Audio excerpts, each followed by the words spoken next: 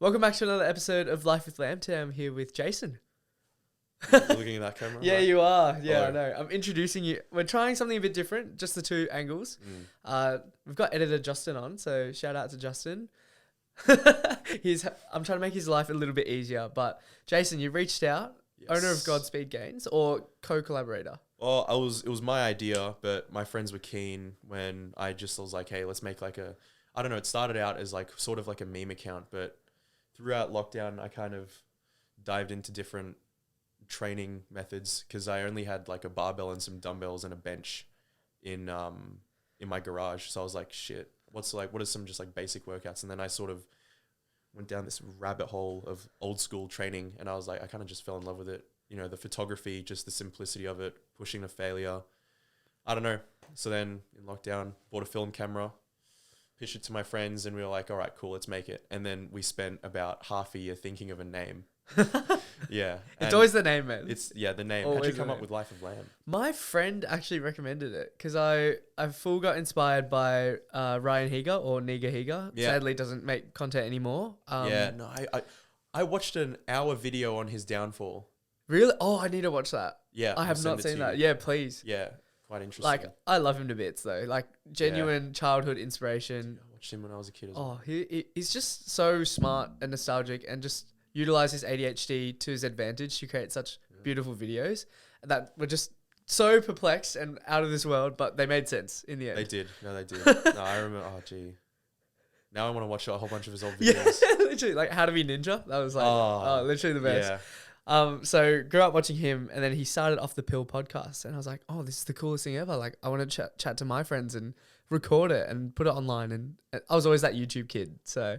I was a little bit as well. Yeah. I think we all had that little YouTube kid in us, and obviously, Godspeed. You know, you're posting some pretty cool photos and have this really niche concept behind it. Like I've never seen it before. For the listeners, can you describe to us a little bit about what Godspeed's about? Sure. Well, I would like to think that the audience that we're trying to capture with Godspeed is the intersection of old school bodybuilding and film photography and that sort of old school aesthetic. You know, everything's old school, like the exercises and training methods we do, the, you know, clothes we wear, and the way that we photograph us doing exercises or just general lifestyle photos. It's just all like 70s, 80s, very inspired by that. And that's like the niche we sort of want to hit. 100%. And you see the rise of film photography coming through. Like you have apps that can turn your photos that you take into film photos. Yeah. What is your opinion on that and Ooh. the rise of film again? Yeah. I mean, I personally love it. I think I don't know, photography is like, you know, a very creative outlet, you know, just like drawing and the way that you can construct a shot, you know, picture says 1,000 words. I mean, using an app to do it,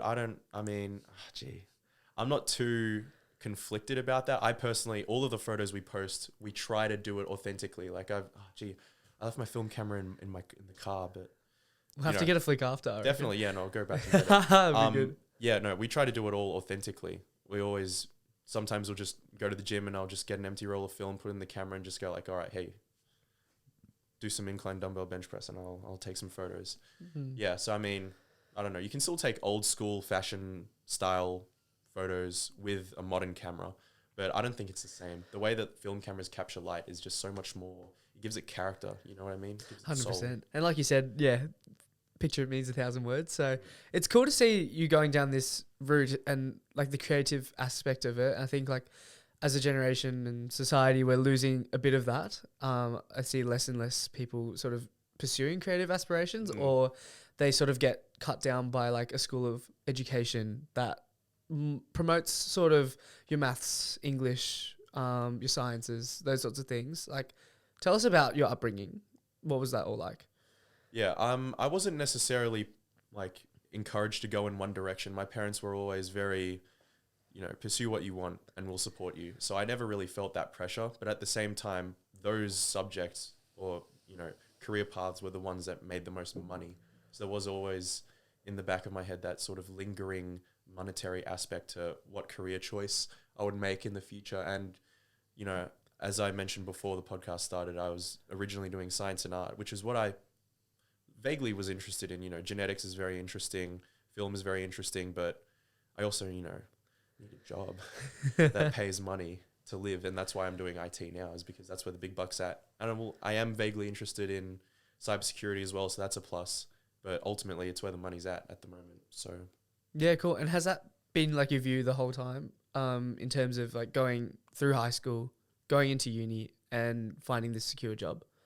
no way. No No way. way. Okay. I had no idea what I wanted to do going into high school, coming out of high school, getting my ATAR. I got my course offer, but I wasn't entirely sure about where to go, because my high school, we had like a career, a very small career planning workshop sort of thing. We had a meeting with a teacher, and we would say, okay, what are you interested in? Okay, here's a course that has those interests in it. But in terms of actual jobs, it didn't really apply. That conversation that I had with the dude, it was kind of vague, and it was like, okay, you're interested in genetics. That's a cool topic. Here's this degree. But it didn't really, after getting the degree, it didn't really, like the process of going from uni to a 9 to 5 in like what, a lab? I don't know. Didn't sound appealing. And the more I did the science degree out of lockdown, that first semester back in person doing actual lab work was just, no, it just wasn't it. Yeah, so fair. So I mean, you always, and I think the listeners as well, will think back to high school and year 10, especially when you have, your chat with your careers counselor, yeah, and they're like, so what do you like? And it's like, well, I like sport. And then they're like, well, go do exercise science or something like that. yeah. And it's just like jamming these puzzle pieces together for like someone who's so young, 16 years old. And I just have never agreed with it. And it's sad to see like that you've gone through the process of needing to go to uni, incurring debt and all these sorts of things, and then finding out in a very expensive lesson that, hey, this isn't actually what I want to do. And I've just been told by someone that this is something that I would like to do. Yeah, I'm How was- racking up that hex. Dude. Oof. Legit. So what was the pathway like? So you did genetics. Yeah, science and art, year and a half of that, doing 2 subjects of each, like Bio 1, Chem 1, Bio 2, Chem 2. And then that was all in lockdown, and also some art stuff. So a bit of film, bit of criminology as well in there. And all of that in lockdown, it was purely theory. I had no idea what it was actually like to do that. But even still, studying criminology only really qualifies you to be a criminologist. It doesn't actually apply to solving crimes. It's more so why a crime was committed in the first place.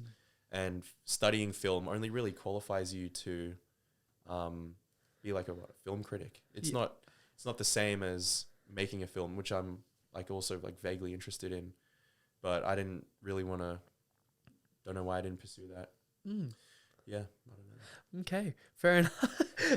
Fair enough. It's cool to see like all your creative sort of aspirations coming through, and it's interesting. You talk about how, if you're studying film, it doesn't necessarily mean you're going to be a filmmaker and those sorts of things. It's like I went into commerce, and I thought like, it'll be marketing management because those are the things that I'm used to or wanting to do as well. Right. Except you have to do accounting, finance, economics in your first year to cover everything. And it's like, yes, I should have read the curriculum, but then again, I'm also 18 and this is what my careers counselor has told me. So it's like this weird paradox where this person who's not really qualified, careers counselor, is telling these 16-year-olds and trying to jam them into these sorts of things. And there's never the conversation of maybe just take a gap year and like figure out exactly what you want to do. Was that something ever on the cards for you? A gap year? I guess I sort of did a half gap year after transferring, or not transferring, but deferring after I realized, okay, I don't think lab work is for me. Yeah, the pipeline from teenager to adulthood has always been very, everyone takes a different path. And I don't know, I feel like the careers counselors not necessarily have an understanding of it. It was different back in their time. But, even us, it's a constantly changing thing, The kids next year who graduate, they're going to be stuck in a similar situation, I guess. I don't know. Yeah, definitely, man. I wanted to jump to COVID, and I know this is like, why are we bringing this sort of thing up? But I think we were like at the crux of it. So, Sure. 01 baby, I'm an 02 baby. Yeah. I graduated year 12 In lockdown. during lockdown. Yeah, it was Grace. And you started your sort of like big step into adulthood. Yeah. during lockdown? Can you talk to us a bit about that? Well, didn't really feel like a big step because I was just, in my room in front of my computer on Zoom every day. It was terrible. I don't think there was much room for personal growth, development, getting new experiences if it's all behind a computer screen. It was very limiting. I don't know. It was just terrible. It's just shit. I guess it's interesting to have a look at like the generation that we are in, or the generational cohort that we're in, and like how, I guess we were talking before the podcast about how you said that unis were saying that virtual or remote learning was the same as in person. Absolutely. And there's like no way that is true. Nuh-uh. And it sort of scares me to see how like unqualified a majority of us are going to be stepping into the workforce because of the prior learning and everything. And I understand that education still needed to go on, but there weren't many opportunities for us to like really learn and understand the content. No way. All the practical stuff we couldn't do. We just couldn't do it. All the science stuff and the lab stuff, couldn't do it. All the lab reports, we had to watch videos of other people doing it. No way it's the same. I did an acting elective. I did 2 acting electives. So for a year, I acted behind a webcam.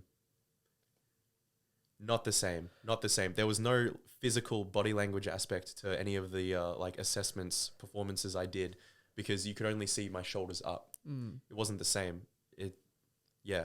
And then it was only after we got out of the lockdown and that first semester of 2021 was in person that I was like, oh, I don't like this. After doing it actually in person, 1 semester of doing genetic stuff on flies. No. Yeah, expensive lesson learned. Very expensive. Very expensive lesson learned. Like, where do you see your life taking? And I know that's a very heavy question. And it's a question that I've grown up with a lot, where it's like, what are you doing? Or what are you going to do, when you grow up, and those sorts of things. Like, they're very innocent questions, but I feel like it's got a lot of weight behind it. Oh, definitely. Do you have a certain grasp on where your life is headed? Vaguely, G.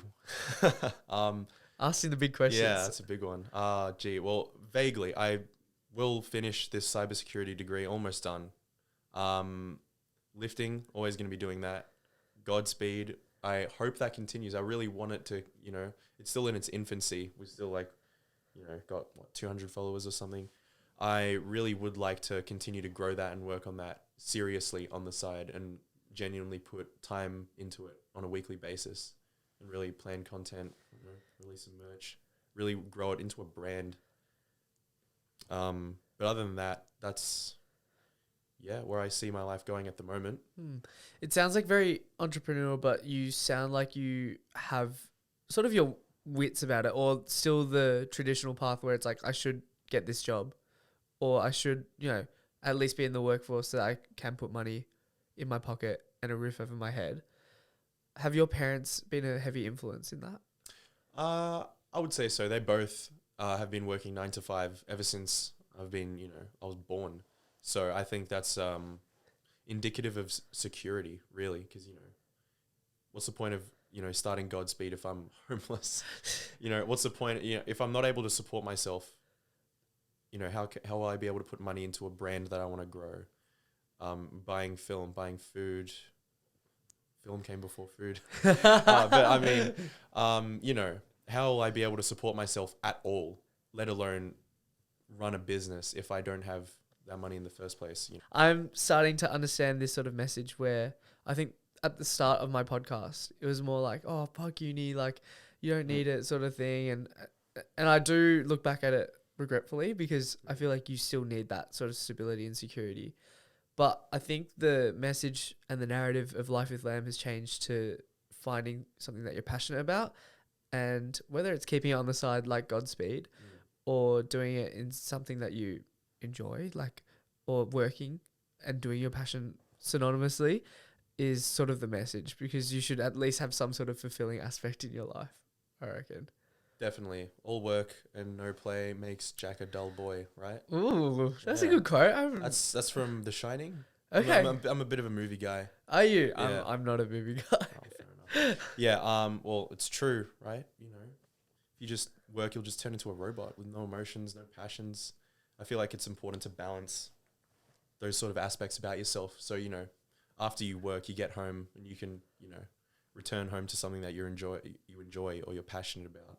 But if you spend the whole time, you know, being passionate about something, you'll lose sight of maybe that security. You know, if I spend all day working on Godspeed and go to work, you know, I won't be able to support myself. So there's got to be a healthy balance of work and play, I suppose. Yeah, a very real take. How has the rest of the uni experience been like for you? Leaving lockdown and re-entering uni with everyone back, not wearing masks anymore as well. So we're all able to see everyone's faces fully, you know, emote and express emotions. It was still it was a more dulled experience, I would say. I remember, because I did go to the first day of uni. It was the second day at on campus that they sent out that email and said, all right, nah. First day of campus, everyone was so happy, animated. Oh my God, all the Jaffies are here. You know, ooh, let's have some fun, meet new people. And then back on campus for that semester, back at uni, it was just not the same. It was like everyone's ability to socialize was dampened significantly. 100%. Yeah. And I think at that point, as a cohort, you're burnt out. You're probably really fed up with just the whole uni thing as Big well. time. And the last thing that you want to do is turn up and go to these classes, which have been so mundane and disinteresting because of the tutors that, or at least speaking on personal perspective, like the tutors providing pretty poor quality education. I can attest to that as well. And it's like we're both at pretty prestigious universities, I would say. Like I'm at Melbourne, you're at Monash. Yeah. So they're like two of the big stakeholders in what a lot of high school students go into. And I think there's this conversation about back in our parents' days, like uni was some of the best days that you've had ever. And like you form lifelong friendships and relationships. But I think our cohort and what's different about it is we've stepped into this completely and utterly new world where it isn't all that. Is that something that you can relate to? I'd say it's quite unprecedented because, you know, parents, how much did they pay to get into uni? You know, how much are we paying? The price is crazy. And I will say the experiences as well that they had, I will say student teams and uni events and exchange and stuff like that, it's all well and good, but it's also still very expensive. I feel like the price is definitely like in a factor in whether or not people go on these life-changing experiences. I know people that have, and they've said it was amazing, but not everyone has access to that because of the, you know, the financial aspect. It's very expensive. 100%. Yeah. What are some non-financially, I guess, hindering experiences that you can take to better your university experience? I know you've joined a club at the moment, and I feel like that's a pretty accessible option for uni students. We can probably go down this pathway. Sure, yeah. Well, joining a club was probably one of the best decisions I ever made at uni because, as I mentioned before the podcast, I only have 2 uni friends that I met outside of this club. All of my friends other than that at uni, like pretty much the whole team, was obviously when I joined the team and became friends with them. So definitely joining the club, working towards something greater than yourself with a bunch of like-minded individuals has been very, very fun. Yeah, because I also get to apply like my skills for the benefit of this team. You know, it's a win-win. Talk to us a bit about it. Like, which club are you part of? Okay, yeah. Why does it relate to something that you're doing, and what are the sort of outcomes that have occurred from it? Sure. Well, so I'm on Monash Nova Rover. I'm a business member and going to be business lead next design cycle. Congrats. Yeah. So what I do is, as a business member, I get sponsors for the team. I do photography and filming for the team whenever there's a field test for the rover or just some event. And I take photos, I manage the social media, do video editing and organize events. But as the rest of the team, that's the business team. The rest of the team actually builds a rover, and it's a rover that completes missions in challenges. So the Australian Rover Challenge and the University Rover Challenge are the 2 main competitions that we compete in. And yeah, so we came second in the world this year, in America, and first in Australia in Adelaide, and that was in late March, and did the same last year.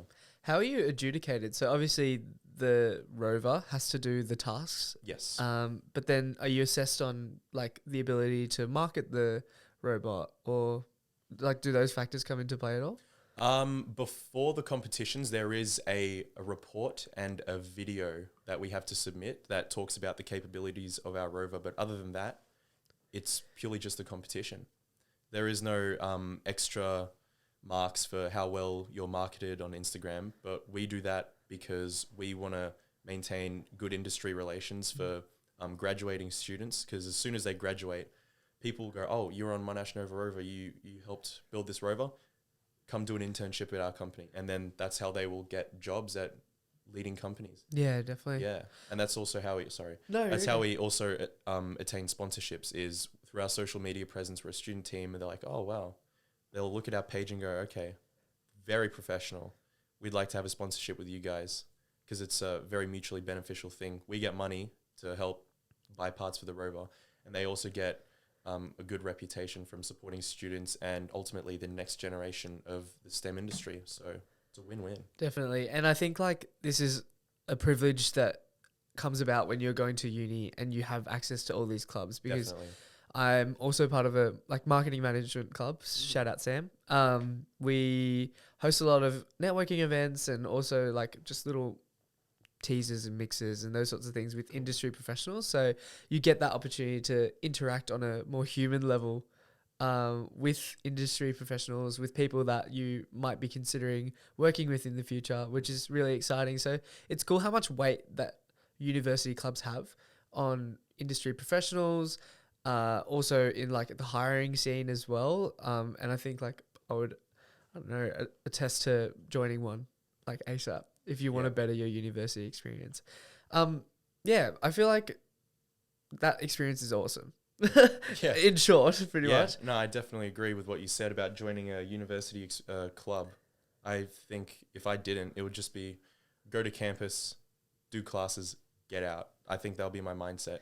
And on the days where I don't have to come into, the club and like help out, do some photography, video editing, or just like if anyone's there and just socialize for a bit, that would still be my mindset. Mm. So yeah, I definitely can attest to joining a club. Yeah, it almost in a way mimics what you will be doing in the future if you do enter the industry. Yeah, I will say there is a lot of carryover working in a team on a super technical project, well, for STEM students at least watching this. It's definitely got carryover big time. Industry experience, all of that. Yeah, super helpful. Yeah, 100%. Those soft skills are so important, especially when hiring and interviewing. And I see it now, like when we're talking to one another, like we've literally, this is the first time we've met. So it's awesome Yeah. to see. Amazing. So talk to us about like the lifting aspect as well. We'll have a little segment for it. Sure. What got you into the gym? I don't know. Ever since I was young, I've just always wanted to, I don't know, push myself. I don't know. I just always wanted to.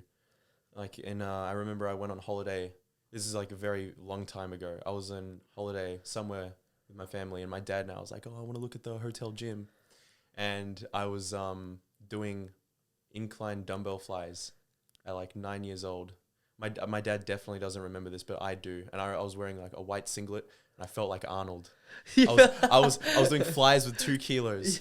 Yeah, I don't know, but I just ever since I was young, and I've been on a whole bunch of different. I've pursued a whole bunch of stuff outside of just basic lifting. So before I had a gym membership, I was doing push-ups in my room. I had a pull-up bar. Every time to get my first pull-up, I would just spam it. I put it in my doorway. Every time I left my room to go to the bathroom or just go to the kitchen or do something, I'd do 5. And then in year 9, we got 4-kilo dumbbells from Rebel Sport. There were 2 orange ones, and I would do lateral raises with them in my garage when I was young. And then I got a gym membership, and then I started learning about lifting, all of this basic stuff. Wanted to get stronger. I don't know. I just wanted to do it from a very young age. And then I went on German exchange in year 10, and purely by chance, before I was going to bed, I was watching a bit of YouTube, and the 2016 Olympic highlights from weightlifting came up. So I started doing weightlifting. I got back to Melbourne, and I was like, clean and jerk, snatch, that sort of thing. Shout out Phoenix Weightlifting. That's where I did a bit of weightlifting. I've heard of that club. Yeah, that's a It's great club. Great club. Might make a comeback. Who knows? Ooh. Yeah.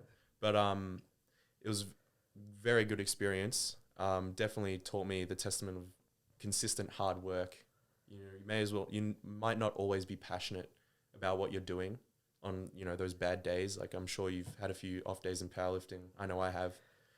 But, you know, when you get a PB, oh, what a feeling. Yeah, literally. Now, talk to us about, I guess, the higher meaning of working out. I think it's such a cliche thing, and people might be like, oh my God, that's so cringe. Like, you're talking about like why gym, like, you know, means so much more to you and those sorts of things. But I think it teaches you a lot of different skills. Can you talk to us a bit about it? Sure. Yeah, I will say the new TikTok generation, it's, you know, the trend goblins, the the Psalm goblins or something like that. So I mean, yeah, I don't want to sound like I think I'm better than them, because ultimately they are in the gym bettering themselves. But I think the reason that you're in the gym is very important, because if you're ultimately lifting for superficial reasons, like getting girls, that's, you know, the only person you should lift for is yourself. You shouldn't lift with any extrinsic. I mean, it's not necessarily wrong, but I feel like it's not morally corrupt or bankrupt, but it's like, gee, you're only putting in all this hard work to impress someone else. There's this, I did a lot of, in lockdown, I did a lot of reading about working out. I don't know. I was just, in between sets, I would just read about different reasons why you should work out. And all of them were super like, oh yeah, lift for your health. Like, yeah, of course. Lift to get stronger. Yeah, getting strong is cool. But getting strong for who? Getting strong for yourself, or getting strong to impress people? I feel like getting strong to impress people is very, very shallow. There's no meaning behind it. You should be getting strong for yourself. You know, why did you pursue powerlifting? My mum. Really? Yeah, and when I say that, people are like, really? Yeah. Literally. She's a PT, holds a few world records. Sorry. Wow. Yeah, sorry, world records. Sorry, mum. Yeah, so that's awesome. Yeah, definitely one of those motivators where, you know, like, got me in the gym. I wouldn't say really young. I'd say like I was very involved, like played basketball as a little kid. I was a little chubby, like Asian. Oh yeah. Had the baby fat and puppy fat as well. So yeah, encouraged me to move my body, which was I'm so grateful for. And she introduced me to Workshop Gym, shout out there in Kew, to this thing called Young Guns, and they taught us how to like do the compound movements and just moving your body in like a safe way that was bettering yourself and making you stronger and better as a kid. And what a better foundation to have than looking at TikTok, and the amount of information that is accessible to people these days is just so dangerous. And that's probably caused the influx of people wanting to take more steroids, or taking this supplement, that supplement, and those sorts of things. And like look at Liver King, you know, how has he gotten a supplement gig to young impressionable kids who are buying these products and thinking that they're going to turn into like this guy? And if you're eating like raw meat and raw liver and all those sorts of things. No, that's bonkers. I feel like all of those influencers get famous because they sell shortcuts. You can't sell hard work. You can't. So they do the hard work behind the scenes, or they'll take steroids and, you know, ultimately advertise a fraudulent physique where they gained it on, you know, dishonest terms. And then they'll go, oh, I got this because of my supplement, buy it. It's just, I don't know, it's very morally bankrupt. So and it's those people that sort of don't have that proper why behind why they work out, who jump onto this shortcut sort of thing. And I think I'm going to pull something completely out of the hat, but I think it like translates into us as kids when we're in high school. We're sold this shortcut narrative of like high school, uni, get that job sort of thing. And I think a lot of kids fall into that mindset where it's just like, well, I might as well just get that job and like earn those 5 to 6 figures because it's easy and it's accessible. But what are you actually working towards? And do you actually hold a passion in something that you're doing? I don't know if that resonates with you. Yeah. Well, as in with lifting? Lifting, I would say like just life in general. Like you can't subscribe to these sorts of things where they're selling you shortcuts. Yeah, no, definitely not. I'm passionate about, you know, the lifting I'm doing. Godspeed Gains, I am passionate. Obviously, you know, as I said before, I want to grow that. And cybersecurity, yeah, it's interesting. You know, it's hard, but it's interesting. So yeah, you know, it's ultimately because it will lead to, you know, getting a job and obviously that will be the roots of Godspeed. So 100%. You mentioned as well with like the topics, I always send out the form, all the guests know. But you talk about creative expression, like such as Godspeed, where it is photography.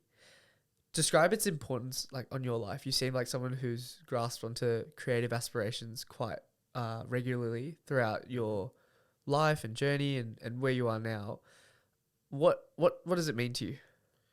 well, I think it's important to creatively express yourself just in general. I feel like, if you're, like I said before, all work and no play makes Jack a dull boy. I think that's true of not just what you're passionate about, as in like, yeah, you could be passionate about work, but you've got to, let off some steam in your downtime. And it can't just be, letting off steam through exercise. You got to, I don't know, write about your experiences or, showcase what you've been through to the world in some form. Or maybe not even to the world. It can be private, like a private journal or a private book of poetry even. Anything, just getting that out there, I think it's just good. Because also then you can improve, right? I don't know, I feel like photography, it's, I don't know, ever since I started with film photography, I've just gotten more and more into it. As a business member at Monash Nova Rover, we do a lot of photography as well. And when I was in America, I was just, handed a camera with this ginormous lens and just told, go, just take photos. And it took a whole bunch. And a lot of them look a bit too fancy or too art house to be posted on the Instagram. But I will say, I'm proud of the photos I took. Yeah, love it.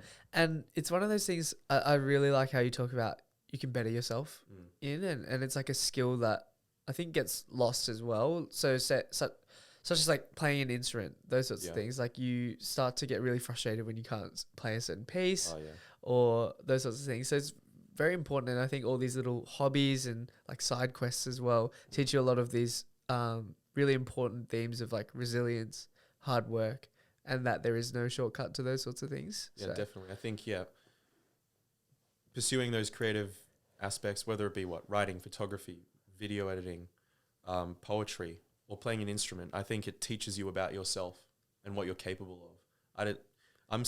I play guitar on the side. I'm self-taught, no formal teacher. I got my first guitar was a $150 guitar off Facebook Marketplace, and I would just Google the tab for a whole bunch of Arctic Monkeys songs, and through sheer repetition, I would learn it.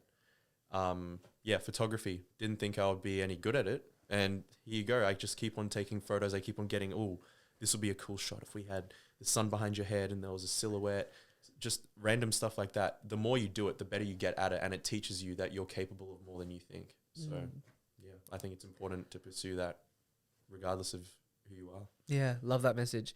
Describe the photos and inspiration that you do take behind Godspeed. I know you talked about like old school sort of physique lifting and then marrying that with like taking film photos. Like, what are you hoping to bring in with the photography that you're doing? Well, I would like to just capture that old school spirit. There's a very small community on Instagram that just, like me, they just love it. They just love the way it looks, because it just has so much soul.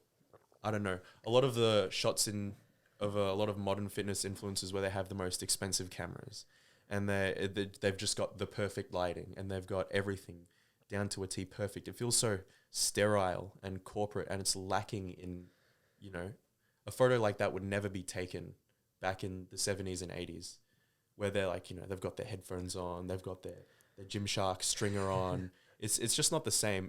I feel like it's just lacking in something, and I still haven't been able to place what that something is. And talk to us about the inspiration behind Godspeed, the name. The name. Yeah. So in high school, me and the guys in it, we would, Adam and Jasper, we would, instead of saying bye to people, we would say Godspeed. And we would just put up our hand like that and just give them like a silly little wave and make a dumb face. And we would just say Godspeed when we would say bye. And that's just how it became. It took us 6 months to come up with that. I love it. Yeah. So that's just how it happened. Godspeed Gains. And we were like, you know what? Godspeed actually sounds cool. That would go hard on a t-shirt. Bang. And then I made the Instagram account. And here we are now. Yeah, I thought you thought there would be more meaning behind it. Yeah, no, I love it. Yeah, literally, like. Yeah. Well, I mean, I think it is cool. No, it's cool. It's so sentimental as well. Yeah. I love it. Because it's got meaning between like the founding members. So I think it's a cool name. And Yeah. also, I don't know, later on, because a lot of our inspiration as well is like Greek statues and their poses. The aesthetics of like a Greek statue is what the aesthetics, like the goals of the old school bodybuilders were. You know what I mean? You take a modern bodybuilder from today and you take, you know, let's say Frank Zane from like the 70s and 80s, and you put them together, only one of them would look like a Greek statue, you know, because of the V taper, the proportionate muscles and physique, whereas a lot of like the modern Olympia, not the classic, the modern Olympia is literally just get as big as you can get. They don't look aesthetic. It's not, I don't know, it's just not desirable. Whereas the old school bodybuilders lifted for a combination of health and aesthetics. I don't know. I feel like that era was, you know, the best it was. And then it's been downhill since then. It's true. Fair enough. And talk to us about the process of, you know, your film photography. What got you into it? What sort of specs you're using for any aspiring young film photographers out there? Sure. Well, I will say I was inspired to get into film photography from another old school bodybuilding page called More Than Muscle. Wear their stuff all the time to the gym. They're very classic. They got very classic physiques, very classic message, very like golf dad sense of humor as well. And I don't know, I just, ever since I saw a few photos of theirs on film and I thought, wow, that looks great. I want to do that. I want to be able to express myself through my physique and through the like posing and shots that I take on my camera. So I bought a really rudimentary film camera from Japan. It was $30. Damn. But shipping was $40. So shipping was more expensive than the camera. And I still use it to this day, but I am looking to upgrade. So I've been learning a bit more about film, but I definitely recommend the film camera that I'm still using to any entry-level film photographers out there. I think it's a Ricoh Z75 from Japan. Camera names. I can never get it. Yeah, never get it right. Yeah. I don't know. I actually saw a TikTok the other day of this guy who was like just feeling cameras and he could just tell which one it was. I was like, how? What? I was like, how? No. How are you doing? Yeah, No like way. he full mashed the buttons. Kidding me? Yeah, no. I don't remember what I had for breakfast. Yeah.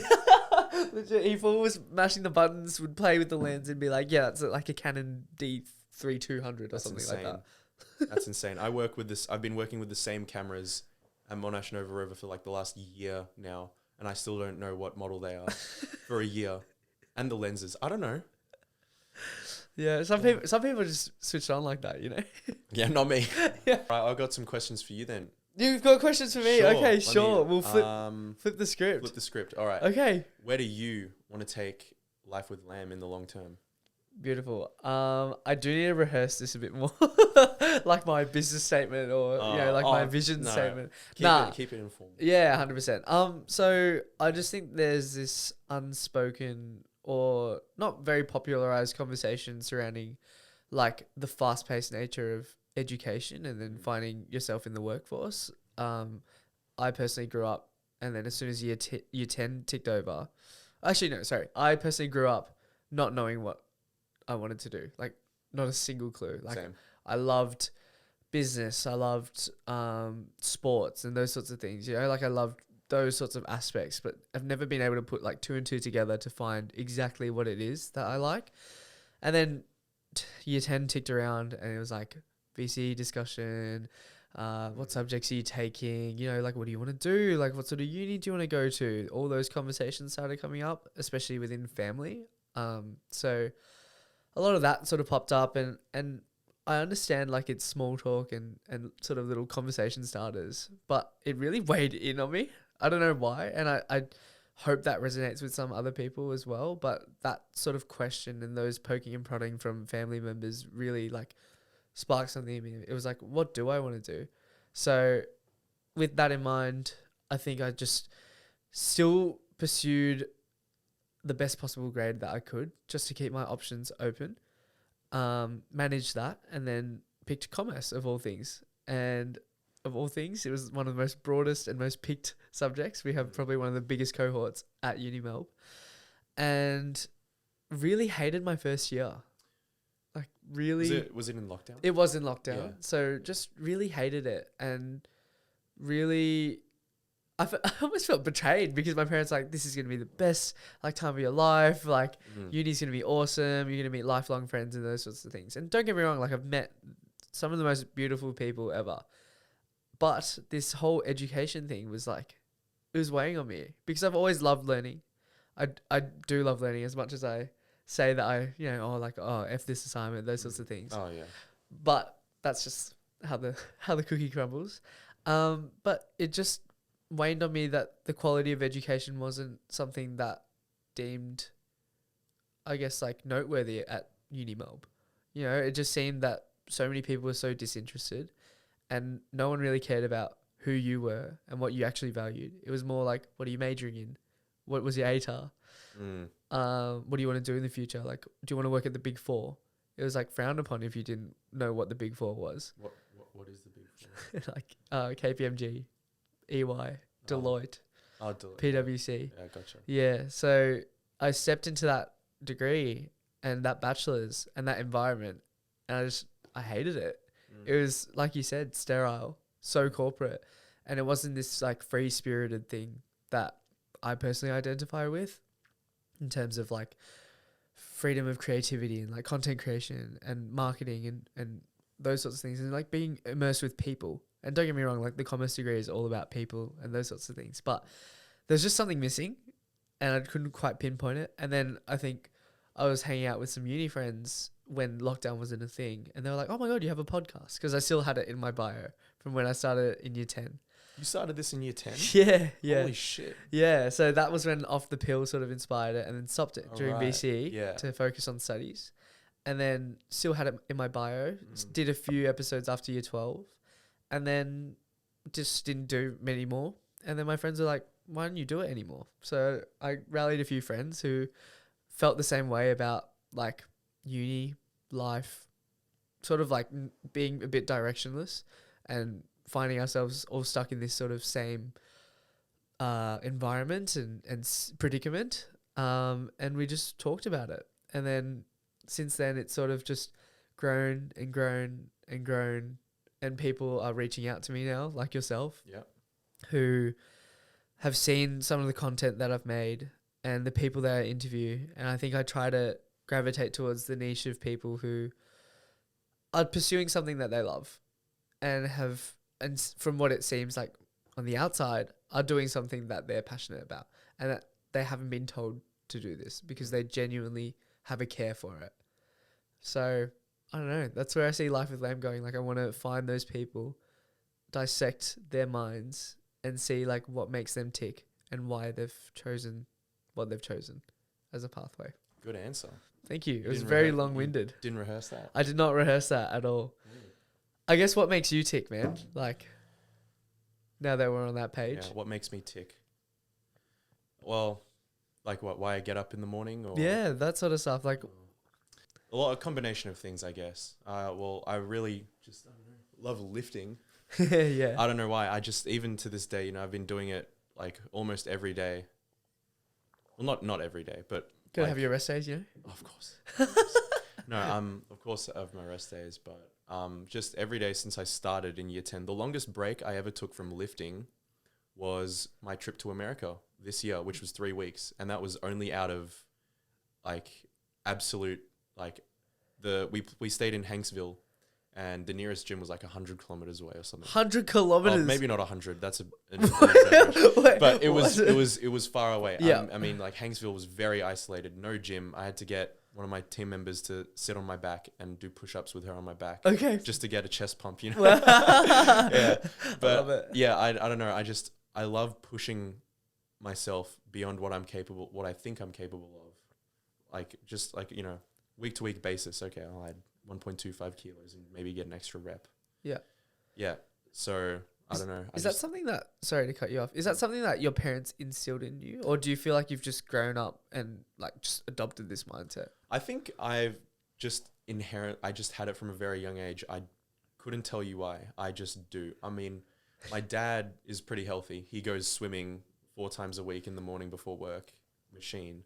And I tried doing swimming with him in year 12. I'll get up before school and like 5:40 a.m. wake up, go to the pool, swim for an hour, and then go to class.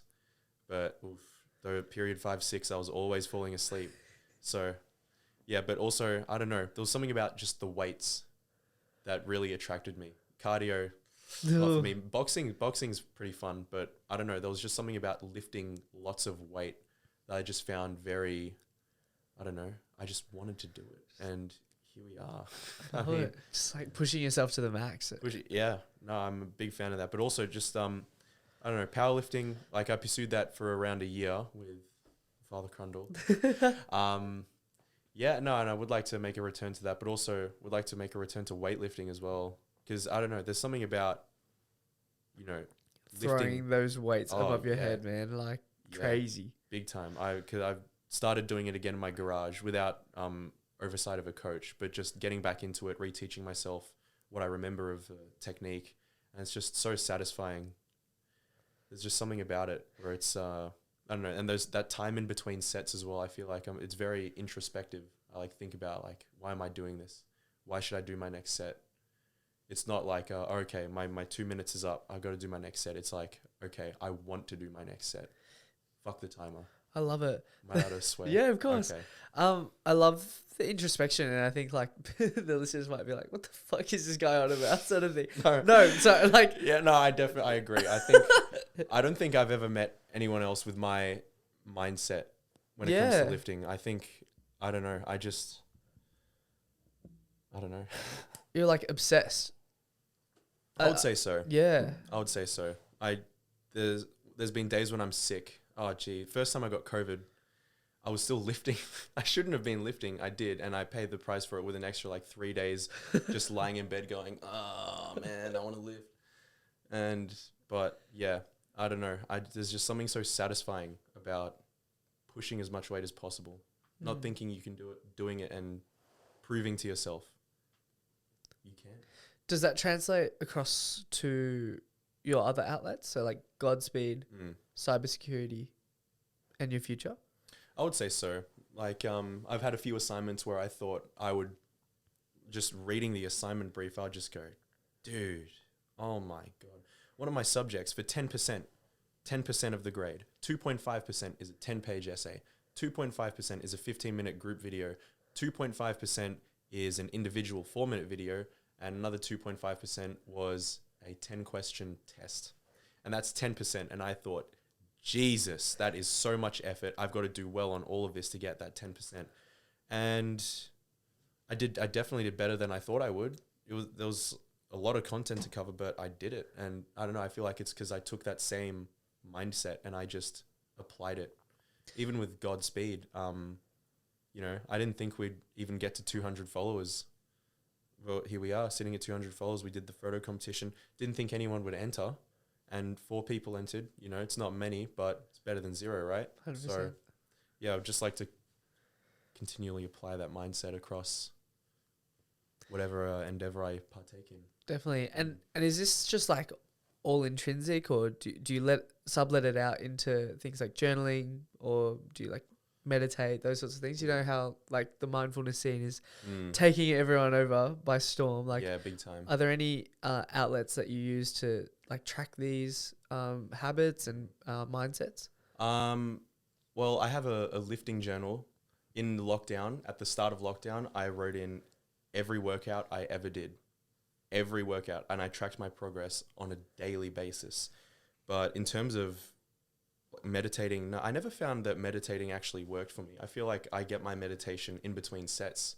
I was going to say. Meditative, right, yeah. But in terms of journaling, one of my New Year's resolutions was actually to journal. Not on a daily basis, but at least once a week. And I failed miserably. A combination of being forgetful, but also I never feel like I had anything like really unique to write. I don't know, anything noteworthy in my life. A lot of the weeks have been relatively similar. There's nothing crazy other than if I would ramble about something. And I've only written in it 3 times this year, which is a bit embarrassing, but I don't know. I think I should continue to journal. I think journaling is good because the times I have written, I've thought, you know what? That was actually a decent entry. But my mindset before it was, geez, I probably should journal, but I can't think of anything to write. And then the pen would touch the page and I would just go. Yeah. So it's one of those things where I think like for me, when I did journal, and I have lost it as well, I did set out with a group of friends to like keep each other accountable, sort of like write down even like a to-do list for the day. Like that's something I need to do more often, actually. A lot now that I Relatable, think about yeah. it. But I think you put too much pressure on yourself to actually write something, like something meaningful. Whereas if you just start off by writing a to-do list each day, and then maybe just like something that you're grateful for even, I think it sort of just snowballs from there, but I'm not too sure. Yeah, there is a bit of a snowball effect, or like it's always that barrier to entry of completing a task, whether it be journaling or starting an assignment. I feel like it's always, once I start, I can't stop. Same with like, even like today I was feeling a little bit under the weather before I walked into the gym, but I knew I had to do it. And once I started, it was a good session. 100%. And all those like 3 times that I wrote in my journal, it was always like, oh, I should probably write. And then, yeah, as soon as the pen touches the page, go, boom, I just go. Same with the assignments I was talking about earlier, smash them out of the park. Didn't think I would do that, but once I started, I just didn't stop. Fair enough, man. So I feel like a lot of that is a bit of procrastination as well, which How do you combat that? I don't know. I still struggle with it, honestly. But I don't know. I remember I was listening to the Huberman Lab podcast, and he said that the way to overcome procrastination is to put yourself in a worse situation. So it's like by comparison, like, okay, I've got to clean my room, but I've got to take the bins out. That's even more work. All right, fine. I guess I'll clean my room. It's sort of like bargaining with yourself about which task is easier, and then choosing the lesser of two evils, almost. So That's cool. I like that. it's like gaslighting yourself. Literally. It's pretty interesting, but I feel like for the most part it has worked.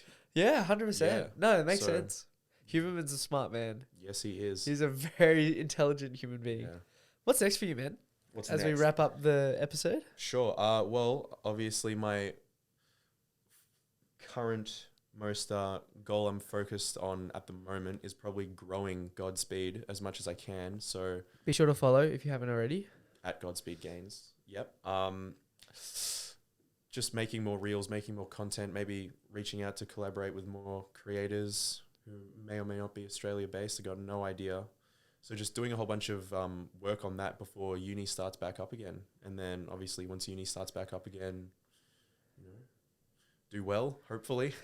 And also I will be the business lead for the next design cycle of Nova Rover. So Shout I out guess, to them. shout out Monash Nova Rover. Taking the business team in the sort of direction where I feel like it should go. I sort of have an idea of where I want to take it, but we'll see. I guess that sort of takes time for me to fully realize that, and also meet the team that I'm going to be working with after recruiting.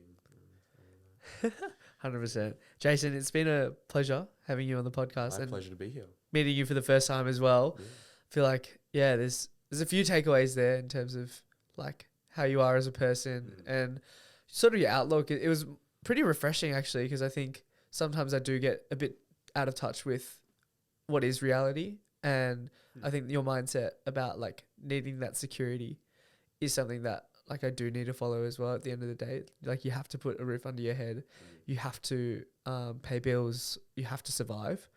Definitely, yeah. So it's amazing to see that you've still got that like realism to you, yet you still pursue creative passions and want to better yourself in that avenue, like photography, improving yourself. What better angles can I do? Like how can I implement the film in a different way to better the content? And also Nova Rovers as well, like putting yourself out there, creating those connections. Like I think there's a lot to take away from the episode, even if it did seem a bit surface level from like a gym point as well, like those themes of resilience and hard work and not having those shortcuts to be able to get to them. I think like you're an embodiment of them, and we'll have to do a catch-up episode in terms of if you can explain where your motivation comes from. Be happy to, sure. Yeah, because I'd be so keen to like unpack it properly and like get to know the whole like crux as to like why lifting weights brings you so much joy, because it's like it's lighting me up, the fact that you find so much joy and happiness from doing that as well. And I think like people need to take those sort of steps to find something that does that for them. So, Definitely, yeah. I feel like a lot of people just lift weights because someone said it was healthy, or this is the fastest way to lose weight. There are other ways to lose weight that they might find more enjoyable. You know, like playing a sport. You know, I pursued volleyball for a little bit. Good sport. Yeah. So I feel like we definitely did touch on a lot of topics today. So a few of them might not have been as deeply explored, but we'd love to do another episode. I love it. Yeah. Be sure to follow Godspeed Gains on Instagram and also Life with Lamb podcast. And we'll catch you in the next episode. Ciao. See ya. Godspeed, actually. Godspeed. Godspeed. Godspeed. I love it.